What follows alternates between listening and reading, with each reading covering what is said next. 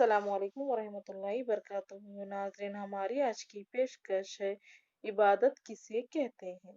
जब ये बात मालूम होगी कि इंसान की ज़िंदगी का मकसद अल्लाह की इबादत है और इंसान को सिर्फ इसके लिए अपने खालिक व मालिक की इबादत व इताअत के लिए पैदा किया गया है, तो शायद इबादत का लफ्ज़ सुनकर एक इंसान के ज़हन में ये ख्याल पैदा हो सकता है कि अब तो सिर्फ मस्जिद में जाकर बैठ जाना होगा, क्योंकि इबादत तो मस्जिद में होती है। ये ख्याल भी पैदा हो सकता है कि इबादत के लिए अब घर छोड़ना होगा, नौकरी और तिजारत छोड़नी होगी, रुपया पैसा छोड़ना होगा, बीवी बच्चे दोस्त अहबाब जायदाद सबको छोड़ना होगा और मस्जिद का रुख करना होगा। ये ख्याल बिल्कुल गलत है। मस्जिद में जाकर नमाज पढ़ना भी इबादत है। मेरा और आपका सफर यहीं तक रहा। खुदा हाफिज।